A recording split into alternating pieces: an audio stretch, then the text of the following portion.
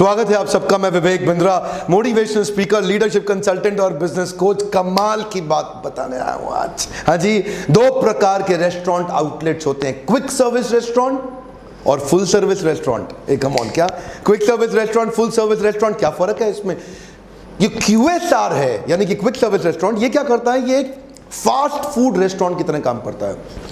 और ये full service, ये तो वो है जहाँ पूरा आपको world cuisine, international multinational cuisine मिलेगा, हर चीज़ खाने के लिए मिलेगी। आप टेबल पे शानदार रेस्टोरेंट के अंदर जाके बैठ जाइए, आपके पास आएगा, पूछेगा आप क्या लेना चाहेंगे, sir what you like to have. ये है फुल सर्विस रेस्टोरेंट। यहाँ पे आप बैठ करके ऑर्डर करिए, वो लेकर के आएगा। नॉर्मली थोड़ा रीजनेबली महंगा होता है। फुल सर्विस रेस्टोरेंट 5 साल के अंदर 90% से ज़्यादा रेस्टोरेंट बंद होते ही होते हैं। आप समझ रहे हैं मेरी बात को? ज़माना बदल गया है। आज फुल सर्विस का ज़माना नहीं, आज क्विक सर्विस का ज़माना है, क्योंकि आज पूरी मार्केट तेज चल रही है। क्विक सर्विस में होता क्या है, आप जाते हैं काउंटर पे, पहले पैसे पे करते हैं, उनसे टोकन लेते हैं, जा करके काउंटर पे, कैश काउंटर से अब आप मेन्यू फूड काउंटर पे जाते हैं, उनको टोकन देते हैं और उनसे अपना खाना लेके आते हैं, बैठते हैं, खाते हैं और अपने बर्तन भी खुद ही रखते हैं। क्विक सर्विस में ड्राइव थ्रू और टेक अवेज और ज़्यादा फेमस हुए जा रहे हैं। लोगों के पास टाइम है ही नहीं, लोगों के पास पेशेंस है ही नहीं। उनको क्या है, उनको जल्दी जल्दी जल्दी जल्दी जल्दी बढ़िया। ये रेस्टोरेंट्स होते हैं जहां पे बड़ी प्रिपरेशन फिक्स्ड मेन्यू में पहले ही कर दी जाती हैं। फुल सर्विस में बहुत सारी प्रिपरेशन होती हैं, आपको कुछ भी चाहिए उनको आपको खिलाते हैं बढ़िया से। आप किसी भी तरीके का बोलो, दाल मखनी, लच्छा पराठा, शाही पनीर, कुछ चाहिए, south Indian, north Indian, east Indian, ये वो, चाइनीज, मुझे जापानीज चाहिए, मुझे अलग अलग प्रकार के मेन्यू। क्विक सर्विस रेस्टोरेंट में लिमिटेड मेन्यू है, सेमी कुक्ड है लेकिन बड़ा बल्क में कुक्ड है, बहुत सारी क्वांटिटी पहले ही कुक कर लेते हैं, वही सेम इंग्रेडिएंट, वही आइटम, वही कुक होगा और उसको जैसे ही वो मांगेगा इतना अरेंजमेंट कर रखा होगा कि 3 से 5 मिनट के अंदर लो पकड़ो खाओ। आने वाले समय में 51,000 करोड़ की ये इंडस्ट्री है हमारे देश के अंदर। इसमें फायदे क्या हैं? पहली चीज, इसके फ्रेंचाइजर फ्रेंचाइजी दोनों ही बल्क में अवेलेबल हैं। आपको QSR चाहिए या देना है, दोनों ही मार्केट में अवेलेबल। ये मार्केट बहुत इवॉल्व कर गई है। दूसरी चीज, इसको रेप्लिकेट करना आसान है, इसीलिए सेल्स वॉल्यूम भी बहुत बड़े हो जाते हैं। और तीसरी चीज, QSR के अंदर बल्क प्रोडक्शन, बल्क कुकिंग होती है, जिससे आपकी एक्चुअली कॉस्ट पर मील घट जाती है, पर वहां पे individual preparation, individual full cooking होती है, इसलिए कॉस्ट पर मील बढ़ जाती है। एक्चुअली लाइफ फास्ट होने के कारण आप मॉल्स में जाइए, आप रेलवे स्टेशन पे जाइए, आप एयरपोर्ट्स में जाइए, आप किधर भी जाइए, मार्केट्स के अंदर आउटलेट रेडी है। आओ, बाहरी बार उठाओ, बाहरी बार पकड़ो और निकल लो, आप यहां मत खड़े रहो। 10 तरीके कमाल के बताऊंगा जिससे आप भी अपना QSR रेस्टोरेंट चेन खोल के देश भर में छा सकते हैं, दुनिया भर में पहुंच सकते हैं। मेरा पहला पॉइंट है innovation in product and process. क्या मतलब हुआ? आपको कंटिन्यूअस इनोवेट करना है, प्रोडक्ट के अंदर भी, प्रोसेस के अंदर भी, बनाने के तरीके में और क्या बनाना है उसमें, दो अलग अलग चीजें हैं। क्या बनाना है का मतलब क्या, जो फाइनल प्रोडक्ट क्या आएगा, खाली आम साधारण बर्गर ना बनाए। बर्गर किंग नहीं बोल रहा, क्या बोल रहा हूं, बर्गर सिंह। ये सरदार जी ने खोला बर्गर सिंह, बड़े कमाल के आदमी हैं। ये क्या कहते हैं जी, भारत के अंदर लोग सारा दिन और रोज बर्गर नहीं खा सकते, तो इसको क्या करो, इनोवेट कर दो। ऐसा कर दो, लोग दाल चावल तो रोज खा लेंगे, बर्गर रोज नहीं खाएंगे, तो इसको इंडियनाइज कर दो। हाँ, play with your menu, come on. Indianise करने का मतलब क्या है? उन्होंने क्या बना दिया, चना बर्गर, राजमा बर्गर, कीमा पाव बर्गर, पटियाला शाही बर्गर, अमृतसरी बर्गर, उड़ता पंजाब बर्गर। ऐसे होए आदमी नाम भी सुने, कहे यार ये क्या होगा, ट्राई मार के आते हैं। तो उन्होंने क्या किया, आम आदमी के देश के मील को रिप्लेस करने की कोशिश करी।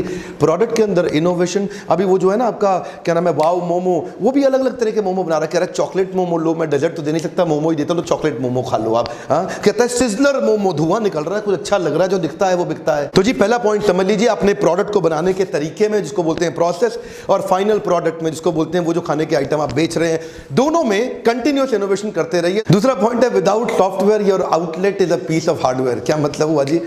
अगर आप डिजिटल नहीं हुए, अगर आप टेक्नोलॉजी अडॉप्ट नहीं किए, अगर आपके पास सॉफ्टवेयर नहीं है, तो आपका आउटलेट एक हार्डवेयर की तरह, एक निर्जीव, निर्जान, एक ऐसे आउटलेट की तरह है जिसके पीछे आप लगे रहो, उसी को चलाते रहो, आप एक्सपैंड नहीं कर सकते। ये काम किस में आता है? टेकिंग ऑर्डर्स में, बिलिंग में, इन्वेंट्री कंट्रोल में, इन्वेंट्री होल्डिंग में और पीछे के सप्लाई चेन मैनेजमेंट में। अगर आपके पास सॉफ्टवेयर रहेगा तो आप सेंट्रलाइज्ड किचन पे बैठ करके आप सारे के सारे जितने भी आपके QSR है, आउटलेट्स आसपास, सबको कंट्रोल कर सकते हैं, सबको फीड कर सकते हैं, सब तक खाना पहुंचा सकते हैं। अगला पॉइंट है standardised operations for stable progression. आपका सेंट्रलाइज्ड प्रोक्योरमेंट होना चाहिए, प्रॉपर रिसीविंग ऑफ सप्लाईज होनी चाहिए, यानी कि जो प्री कुक्ड इंग्रेडिएंट्स की सप्लाई है वो अच्छी क्वालिटी में होनी चाहिए और टाइमली डिलीवर होनी चाहिए। स्टॉकिंग और स्टॉक्स का inventory management, so stocking and inventory management, यानी कि कितना इन्वेंट्री चाहिए, कब कौन सा ज्यादा चलेगा, कौन सा फास्ट है, कौन सा स्लो प्रोडक्ट है, कौन सा नॉन मूविंग प्रोडक्ट है, इसकी इन्वेंट्री मैनेजमेंट बहुत महत्वपूर्ण है। किस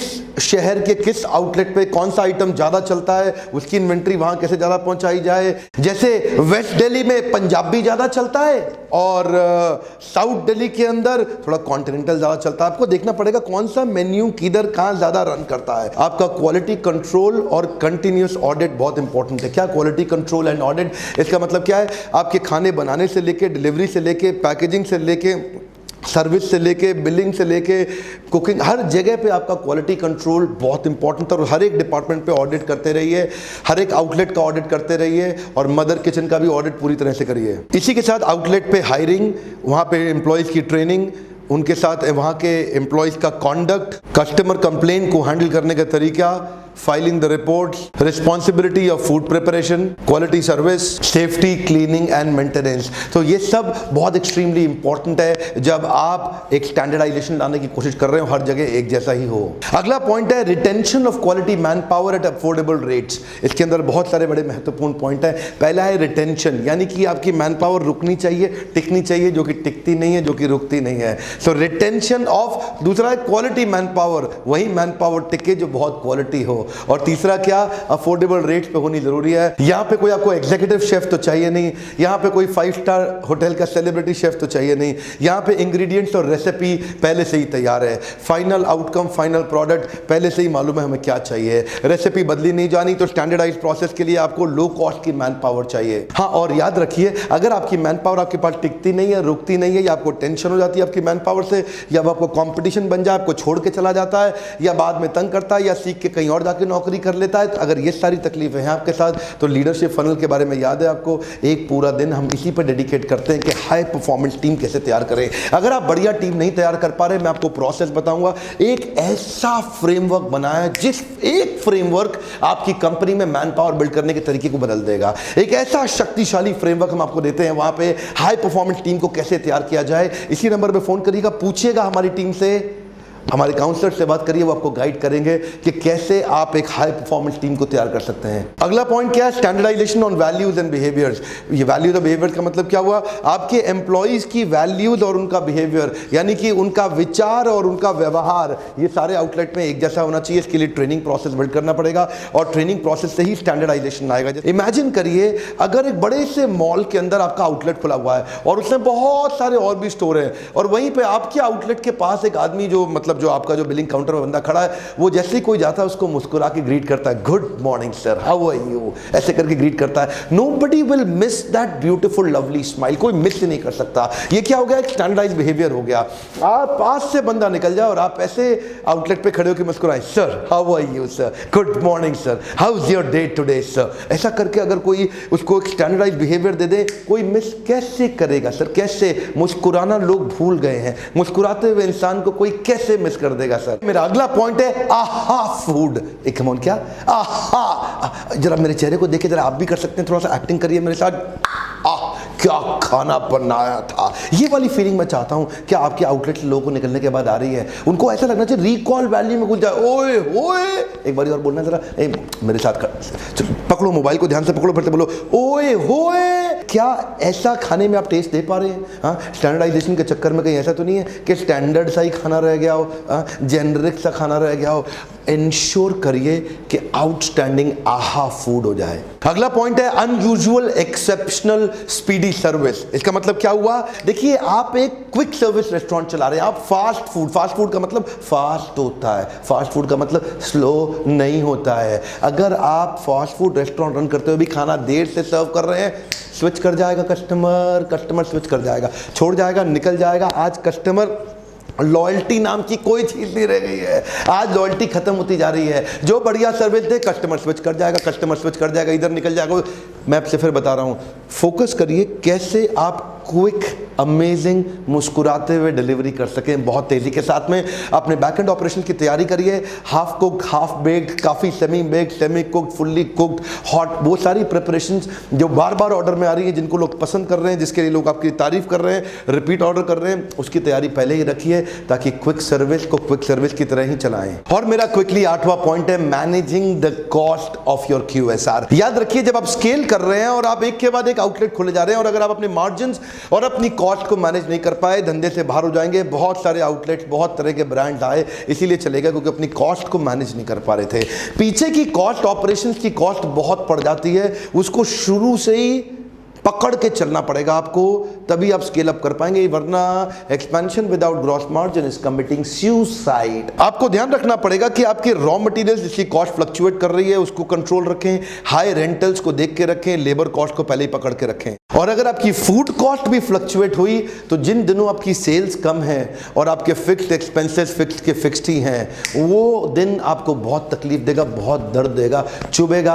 आप ब्रांडिंग, मार्केटिंग और एडवर्टाइजिंग का बजट तो रख ही नहीं पाएंगे। लेट्स से आप एक पनीर टिक्का बर्गर बना के खिलाते हो जिसमें 300 ग्राम पनीर लग जाता है और 10 ऑर्डर आपने सर्व करने पे 3 किलो पनीर लग जाएगा। समझ रहे हो ना मेरी बात को? 300 ग्राम मल्टीप्लाइड बाय 10 ऑर्डर मतलब 3 किलो पनीर लगना ही था। लेकिन अगर 9 ऑर्डर के अंदर आपका 3 किलो पनीर चला गया तो ये आपको पहले ही इंडिकेशन दे देगा, ढूंढो वो 300 ग्राम किधर गया। ये छोटे छोटे सी आपकी लीकेजेस और वेस्टेजेस आपको बचा सकते हैं। अगला पॉइंट है maintain your average ticket size. ये ATS बहुत इंपॉर्टेंट है। कई बार लोग ऐसा छोटा सा क्विक सर्विस रेस्टोरेंट बना देते हैं जिसमें एवरेज टिकट साइज 30-40 रुपए का ही रह जाता है। लोग आते हैं 20-25 रुपए का एक बर्गर लिया, निकल लिए, एक आइसक्रीम उठाई, निकल लिए, एक छोटी सी आइटम उठाई, निकल लिए। ऐसा ना हो जाए कि वो निकल लिए, एक दिन आपको भी इधर से निकलना पड़ जाए। हाँ, एवरेज टिकट साइज धीरे धीरे बड़ा करो, नहीं तो जो आया है वो जाएगा। एक बार और बता रहा हूं, अपने स्नैक को मील में कन्वर्ट करने की कोशिश करो। वन मोर टाइम, एक 25-30 रुपए का कोई स्नैक ले रहा है आपसे 40 रुपए का, क्या आप उसको कोई एक ऐसी एड ऑन वैल्यू दे सकते हो जिसके कारण वो मील में कन्वर्ट हो जाए? आपने डोमिनोज को बहुत देखा है, आपने मैकडॉनल्ड्स को देखा, आपने कई औरों को देखा है,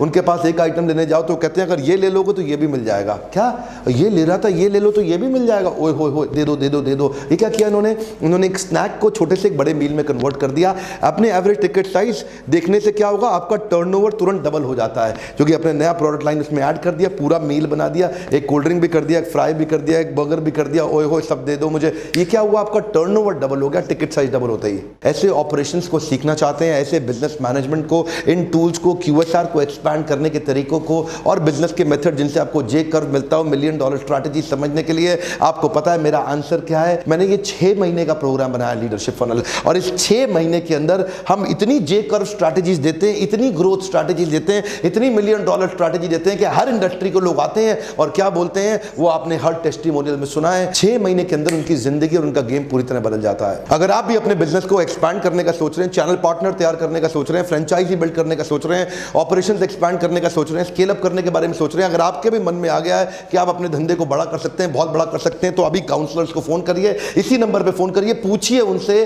कि कैसे लीडरशिप फनल का 6 महीने का प्रोग्राम आपकी जिंदगी को बदल सकता है। आज नीचे कमेंट बॉक्स में लिखिए आप क्या करते हैं और किस विषय में सीखना चाहते हैं। वन मोर टाइम, आप क्या करते हैं, आपका क्या बिजनेस है, क्या नौकरी है, क्या प्रोफेशन, आप किसके विषय में सीखना चाहते हैं। अलग अलग प्रकार के नीचे आ रहे थे ना कमेंट, उसी को देख देख के वीडियो बनाता हूं। ऐसे नहीं बनाता, मैं अपनी मर्जी से चूज करता नहीं, हर कमेंट बॉक्स में हर कमेंट को पढ़ता हूं ध्यान से जाकर के, रिप्लाई नहीं कर पाता, आपको टाइम नहीं रहता कई बार, लेकिन पढ़ता जरूर हूं आपके हर कमेंट को। नीचे लिखिए आप क्या करते हैं और किस विषय में और सीखना चाहते हैं। एक एक वीडियो को बनाने में बहुत मेहनत लगती है, लाइक जरूर कर दिया करिए, फिर से बोल रहा हूं जरूर लाइक कर दिया करिए और शेयर करिए हर उस व्यक्ति को जो अपने बिजनेस को बड़ा करना चाहता है, जो मल्टीपल आउटलेट तक पहुंचना चाहता है। अपने दोस्तों में नॉलेज शेयर करना आलतू फालतू के वीडियो से ज्यादा अच्छा है इस प्रकार के वीडियो शेयर करना। सब्सक्राइब हो सकता है आपने कर दिया हो, अगर बेल आइकॉन को हिट नहीं करोगे तो नोटिफिकेशन आप तक नहीं पहुंचेगा। ऐसा ना हो कि आपका कंपटीशन आपसे पहले सब कुछ सीख जाए। दुनिया भर की बेस्ट यूनिवर्सिटीज की सारी नॉलेज और अंडरस्टैंडिंग आज हम आपको इस यूट्यूब चैनल पर लाके दे रहे हैं, ताकि